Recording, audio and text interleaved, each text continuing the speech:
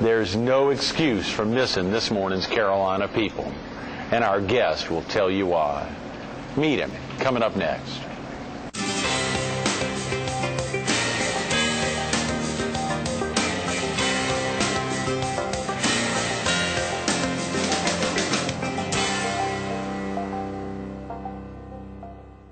Good morning. Welcome to Carolina People. This morning we're at the Holiday Inn West on the Waterway.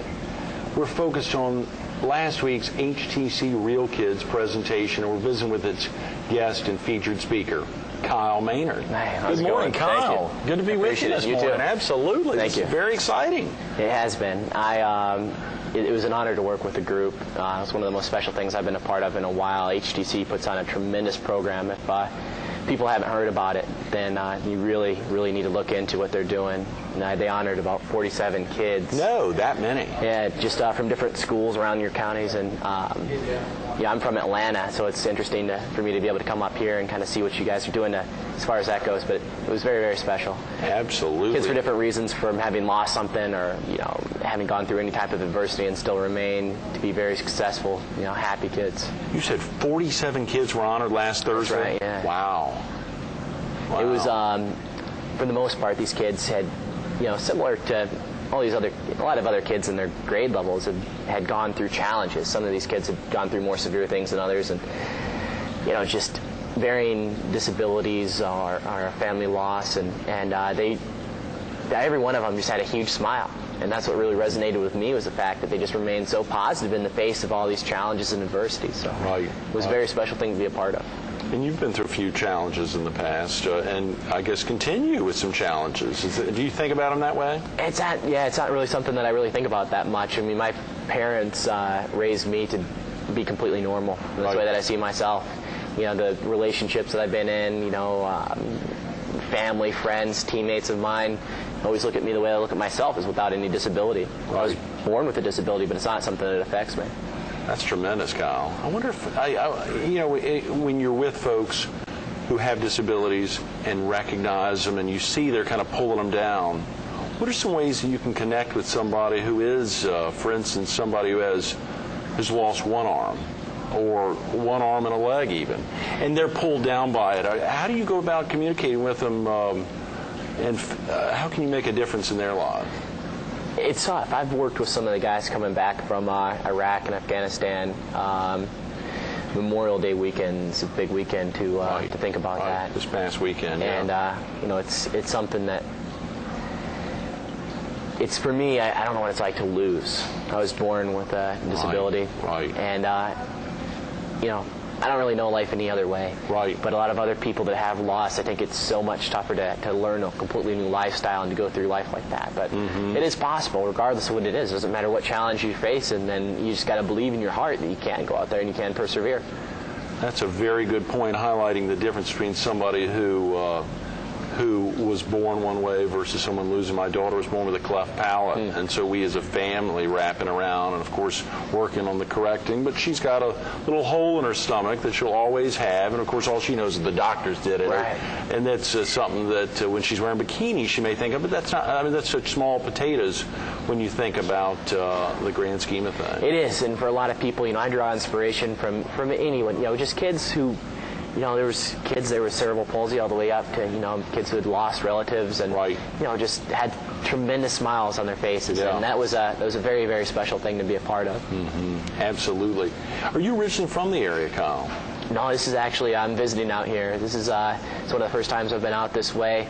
I grew up outside of Atlanta, just north of the city. Right. And, so southern boy at heart, but I do travel a fair bit now, so I'm probably on the road quite a bit more than I'm at home. Is that right? And yeah. you attended the University of Georgia? Are you still in school? Or? I am still, yeah. I've got a little bit left to finish my undergrad. I'm about 21 now, so I have been for the last 3 years traveling quite a bit. I released my book, No Excuses. Yes, absolutely. I'm going to hold that up, Kyle Maynard. Not that you couldn't, of course, but excuse me, just because it's a great shot here. Praise for No Excuses. A lot of tremendous praise. Arnold Schwarzenegger, Larry King, Troy Aikman, some good stuff here. Folks, where could viewers get a copy of the book? Anywhere from online, Amazon, or Barnes & Noble stores, border stores. Sure. As seen on Oprah and Larry King Live. Wow, what's that like being with Larry King? Larry King was actually one of my favorite broadcasters. Is that right? He's tremendous. We went into the interview, and the first interview, I'd done a couple interviews with him, but first interview we had, he had no idea who I was or what I was there for, and just started asking questions that he didn't want to know any more than the audience did. Right. So it was pretty special. I went into school with broadcast I'm sorry I prepped it all. Is that right? You went into school with wanting to be a broadcaster? I did, and I've kind of flopped around now. I want to continue. I do a lot of motivational speaking, so I want to follow that career as long as I can. But I just filmed a pilot episode for a TV show called No Excuses. So. No Excuse. Oh, great. You mean the TV show's using the title of your book? Yeah, well, I hosted the show, and just kind of the theme is just to go out there and to showcase stories where a lot of other people have just conquered insurmountable obstacles. And it really, it's empowering for me to be around things like that, around things like the HTC put on. It's a special thing to be a part of. It's, traveling and all that. You know how it goes. Sometimes it's a small price to pay for the larger impact you can reach out and have on people, and the same people have on you. Absolutely. As you think about from that show where there's some really moving experience. Now, is the show out yet, or is that out? We shot a pilot episode, and we've approached different Discovery stations and things like that. So we'll see what happens. So we'll see it soon. How about some great stories? Anything that really resonated? Any amazing things happening? The first pilot episode that we did was with a guy that grew up around my area in Atlanta, and actually went to high school, graduated ahead of me, and he was in my same high school. And I didn't really know him this well until he had an accident. He was in a hunting accident, though. It was dove hunting. And his friend was about 26 feet to his right. My friend, Git, was his name, had some doves fly up over his left shoulder, and his friend turned and shot him 26 feet away with a 12 gauge in the temple. Oh my God! And survived the incident. Just had a tremendous recovery. He was in the hospital for a long time, a lot of rehab. Time and time again, where doctors told his family that he wouldn't survive, and he did. He's a really good-looking guy.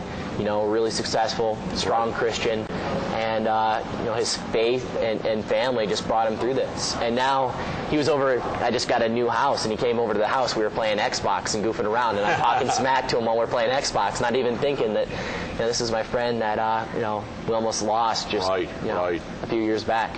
Wow. But stories like that really people can resonate with and just look at life and say, man, I do all the time for myself and say, challenges I have to face are nothing compared to what he's had to go through. He had to learn how to swallow again, how to, do everything from, driving to breathing. So it's really, it's a cool thing to be a part of. And I hope that, with God's will, you can go out there and have a place. You're a Christian, Kyle. I am. Has God helped? I mean, is that something that did you meet Christ early on, or I recently? did. I grew up in a Christian home, but it's always been something that's very, I've got a strong personal faith, and I've had times in my life. I started wrestling when I was about 11 years old, and went through a period of initial failure, and lost almost every match that I competed in for about a year and a half. Is that right? And prayed a lot during that period, and that was one of the things that helped pull me through. It made me know that it was possible to get out on the other end. I was reading some scripture in the upper room just last week that highlighted oftentimes it was a daughter talking to her mother who had cancer, and the aspect of bad things happening to good people, and for a child trying to gauge. Of course, you said you were born. Obviously, probably most viewers are looking at your handsome face, particularly our female viewers, may not notice that you're without arms and without legs. Actually, here in the chair, wouldn't be able to see that, which is pretty fascinating. I mean, clearly incredible. And you do this all without the aid of prosthetics. I used to wear them, and they help a lot of people. But I just don't really. I don't really see any purpose for me. I do everything as normal as I can, from riding, type normal, drive a normal vehicle, have almost no adaptions at all in where I live, and arms in at the elbows, legs in at the knees. It's enough enough for me to go out there and be successful wrestling. Now with the no holds barred fighting competitions that I've done the last couple of years, and it's pretty cool. What are no holds barred fighting competition for our viewers who may not leave Fox much? Is it on Fox? What are no holds barred competition? It's mixed martial arts. They combine different martial arts backgrounds. Guys that come in have karate, kickboxing, different boxing backgrounds, or just different martial arts. I have a wrestling background, so I take my opponents down and submit them on the ground, and it's a way to just go in there. It's primal. It's something that's special to me. It's a lot more technical than a lot of people look at it and say that it's cage fighting, but it is. But at the same time, it's something that I get a real spiritual rush out of it in the same sense that I can go out there and test myself and see. When I'm training 6 to 8 hours a day, see what kind of improvements I've made. Have you met many other folks is it congenital amputation? Yes, yeah. Have you met many other folks with congenital amputation? Quite a few. Right. I haven't really worked with that many organizations. I was going to ask if you bumped into any of them in the cage fighting or... Not too many other guys with the wrestling. There's one kid I met that he was a pretty successful wrestler out of Indiana, and it's interesting though, because I like I said, I don't look at myself as being disabled. I don't ever look at myself as different. Right. And I look at these other kids, even if they're missing one leg or something like that, and they're in there wrestling or fighting or whatever, and I see how successful they are, and it blows me away. It's not something I really think about myself. Sure. There was a great piece in USA Today, and of course Sherry, our producer, culled together, as well as Nicole Hyman had sent over some great stuff highlighting your talk last week, to the Real Kids group. Some great pieces, and there was one from 2004 from USA Today that had some tremendous information in there, and it ended up with a piece of you in the back seat of a car, and highlighted, obviously, looking in the mirror or seeing yourself, much like any other kid. So it's a great thing. But as you look at somebody who may, as you say, not have one arm, and it's pretty amazed by what they're able to do without an arm. It's because I think what it comes down to in life is just our perspective on how we deal with certain obstacles and challenges. Because for me, I think with including you and everybody else around us, it all evens out. Right. And it really is just our ability to put a smile on and carry on and go through these challenges. And it doesn't really matter what we're facing, because anything's possible. Anything that you want. These kids last week with HTC, the program, the Real Kids program, they proved that more than anything was that every one of them had some challenge. 47 kids, and they recognized each individual one of them. Is that right? Last Thursday. Yeah, and they came up and they have just a tremendous smile on their face, and receive their awards, and just it was definitely a special thing to be around. Do you have brothers and sisters, Kyle? I have 3 younger sisters. Is that right?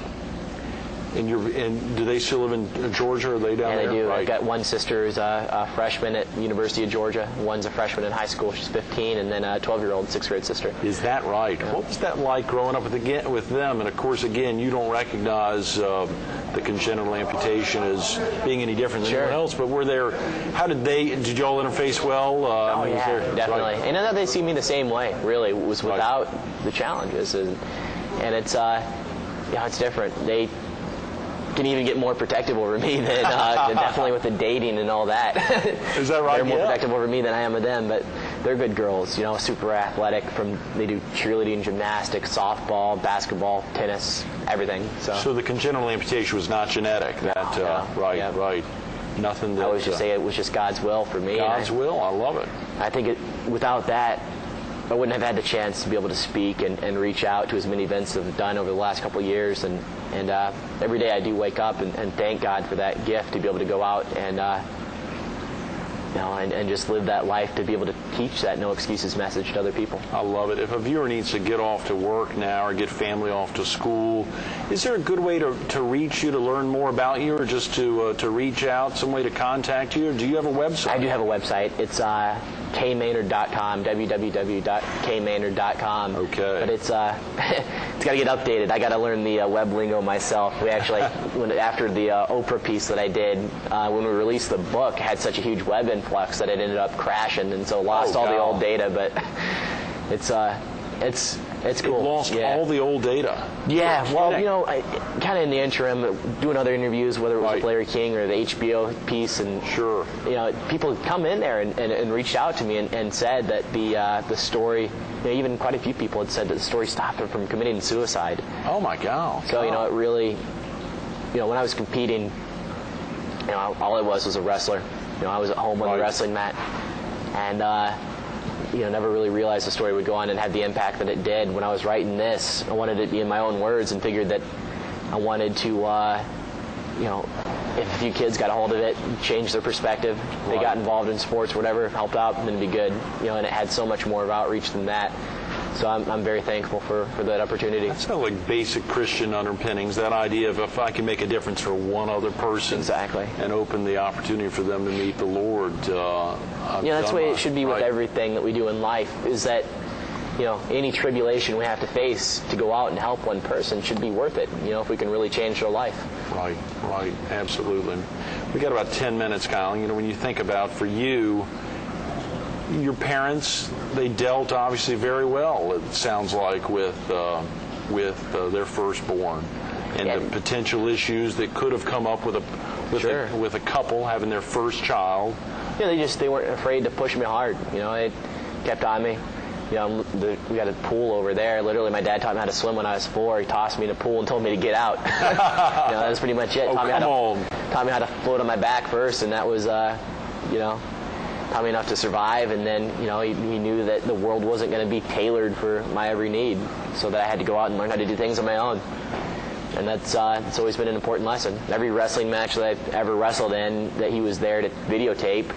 We've gone back, analyzed it. He was a wrestler and a football player. Is that right? And so, it's always good to have his advice. My mother was there socially for me to make sure that I was, a well-dressed, well-mannered kid, and had friends, and grew up in a normal social setting. So I just had that normal life. It's the best way to describe it. Take on any other sports or think about anything other than wrestling?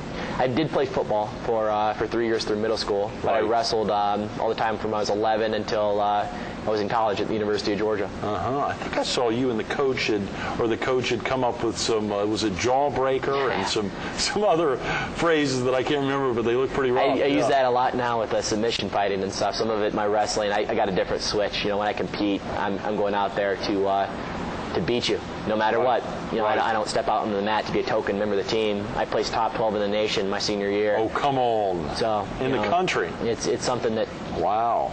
It's a switch that I think a lot of successful people have, is that, when it's time to go, then you have that ability to turn that on and whatever it takes to win. Wow, those are good words. A lot of folks are not that way, as you say. That's probably why they're not. What the thing is, a lot of people, I think everybody is to a degree. You have to find out what you're passionate about, though. You're passionate about reaching out to people, and I can tell that you have that, desire to reach out and, and share these stories with the viewers. And, it's the same for me when I go out and speak. Sure. Same for me when I go out to compete. If you step in across from me, in a fight, in a wrestling match, then, you're no longer a person, you're an obstacle that's in my way, and I'm going to run through you. And I love it. If you're passionate about something and you love it enough, then no challenge is going to get in your way. Nothing's going to be big enough. That's how you came up with this phrase, it's not what I can do, it's what I will do. Exactly. Not what I can do. Is that how you'd kind of prep yourself getting on the mat for... People think about, and I hear people, and I do it to a degree myself sometimes too, where I talk about things that I can do. I could do this if I tried. Right. This could be possible if I devoted the time or whatever. But very few people take the initiative and say that they will do something, and they make themselves accountable to it, and that's what it is. It's just accountability. And once I make that statement, I could say that I could go out and wrestle. Right. You wouldn't believe me. You wouldn't believe me if I had shown you. That's a great But I can show you that I will step out and I will compete. Right. Actions speak a lot louder than words. I was thinking about that last Thursday as I was preparing for a little exam I was taking. I said, I'm going to dominate this thing. I'm going to take it on. Exactly. You have that mentality. Right. And you've won before you step in there. Absolutely. Every single match that I've ever been in that or fight, whatever, people told me all along the way that I couldn't do it. It was impossible. Right.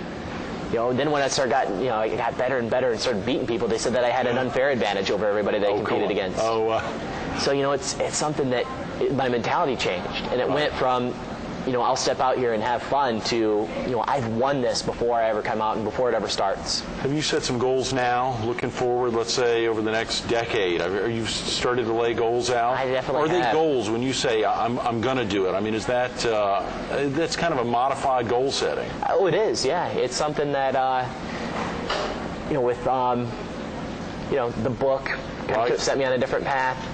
Like I mentioned, the TV show kind of set me on a different path. Sure. Things keep going in different directions. They added a sport that's very similar to wrestling. It's Brazilian Gracie Jiu-Jitsu. It's a martial art. It's all wrestling, but it's chokes and arm bars and a little bit more malicious. Mm-hmm. And they added that to the Olympics for 2012. And I know that right now I don't have what it takes to step out and make the Olympic team, but I know that I'm getting close. And if I can do everything I possibly can over the next 4 years to train for that, then it makes it possible for me to get there. That's tremendous. And one thing I keep in mind when I go through, because, you do have to have something in the future that you're working towards. Right. You might not know what it is exactly, but just to be able to visualize a second of that, sitting up on top of a podium maybe. Sure. I've always dreamt of opening up fitness centers, and having that first gym open. Winning the Olympics, whatever it is, it's like you just got to be able to taste a little bit of it, visualize it. And I always say, and I have this quote that goes through my mind when I train is know your limits, but never stop trying to break them. Mm-hmm. And then that was the way it was for me with everything, from wrestling, to lifting weights, every goal that I've ever set. And the mind does have to work that way. It can't visualize, I want to be good at something, or like I want to be a better father. The mind can see me sitting across from my daughter at McDonald's asking her about her week, in the same way can see you opening the door to that fitness center. Exactly. I mean, you've got to do with the things that what the mind can visualize. Yeah, we do, and if you love something enough like that, then you can go after it. Right. And that's what I try to teach people, is that every excuse that you make sets you back from that. Yeah. And so stop making excuses for why you're going to give up and quit. Start making reasons for why you're going to push through and why you're going to succeed. Right. How about your freshman year at Georgia? What was that like, Kyle, as you're changing from a high school campus and being there with your family and I believe Sewanee, and then heading over to Athens and being away from your folks and away from the folks who've known you from youth? What was that like your first year on campus, or even your first week? Yeah, it was really interesting. It was because I had to go through that period again where I had to learn just to people would react differently to me or whatever, Sure. and then I just had to to remember that if I accept myself, other people accept me the same way. Just without the disability, it doesn't matter. And I had to learn that lesson all over again. That was an interesting point. And then I fell into a lot of media attention and all that, and people's perspectives really started to change. But it's just a matter of accepting myself. You're a great-looking guy, down to earth. Do you date much? Do you have any time to date? My God, if you're traveling all over, is it the Washington Speakers Bureau? That's right, yeah. So you're with a tremendous group. They're a great group. They've helped me out so much. Just to be able to share messages and reach out to people. Great-looking 21-year-old, down to earth. How do you have time to date? Do you date? Any special ladies out there? Yeah. I was in a pretty serious relationship last year, and have since. We traveled a lot together. Right. My ex-girlfriend had just graduated college and spent a lot of time together. But now I kind of made the decision that I wanted to just to branch out, meet Sure. more people, and I wasn't ready to settle down yet. And it's dating and all that. It's just it's the same thing again. Is that every relationship I've ever been in, it's just an even playing field. Every girl that I've dated has looked at me the way they look at myself, and that's great. Without the disability, because it's really just not a factor if you don't allow it to be. That's great. Those are great words. What do you think you're most proud of, Kyle? Can you think about that? Obviously, as a Christian, you're not, you don't think necessarily pride, or you may not. But when you get in the ring and or it takes somebody down, I'm sure that's a good feeling. But what across the board do you perceive as something you're most proud of? Yeah, you know, that it used to be all about when I was a little bit younger. You know, it was about more physical competitions, this and that. You know, I was really proud of, you know, setting goals and achieving it on a wrestling mat or wherever. Right. Now it's changed, because it's, you know, just having the chance to reach out. You know, I'm proud every time I see, you know, a little bit of feedback from people. You know, and you know, working with you know, the HTC group last week, it was, you know, just the feedback from people even right after the fact. It was a special thing. And, you know, if I can reach out and impact maybe a few people in each audience that I speak to, then it's worth it. You want to remain approachable. You want to be approachable. Without a doubt. And that's why I do this. You know, it's a good career. Right. You know, and it's you know, it helped me that way, but at the same time, it's made me a better person just meeting these people and seeing kids, you know, that don't have a choice, that have gone through things, you know, be it cancer or, you know, so many other seemingly impossible challenges, and just have a great smile on their face. Right. It's the most refreshing thing in the world for me. I love it. Kyle, thanks so much for being with us this morning. I'm sorry the 25 minutes disappeared so fast. Stay tuned to more Carolina People with Kyle Maynard coming up next. I love these two quotes, one from his dad, one from him. I love that one from him, though. It's not what I can do, it's what I will do. If you haven't been with us the last 25 minutes, look at the author. This is a New York Times bestseller. No Excuses is the title of the book, but the author, Kyle Maynard, special guy. If you haven't been here with us the last 25 minutes and you're tuning in now, write down these 11 words. It's not what I can do, it's what I will do. You can live your life that way. You can make a difference. Whether you've got challenges you're facing or you're running on all 12 cylinders right now. Write that down. It's not what I can do, it's what I will do. That's very cool. And how about his dad, Scott Maynard, saying if he doesn't learn how to eat, I can't even remember this quote. I'm going to look down and read it. It's a great one. If he doesn't figure out how to eat on his own, he's going to starve. How many 21-year-olds would admit that their father threw them in a pool at age 4 and said, get out of there on your own? Learn how to swim. It's an exciting thing. Parents can do a lot in raising a child. You've got to have great parents. Scott and his wife were blessed with a tremendous son and 3 amazing daughters. You can see it. Pick up a copy of No Excuses. Go online. Check out this New York Times bestseller, Kyle Maynard.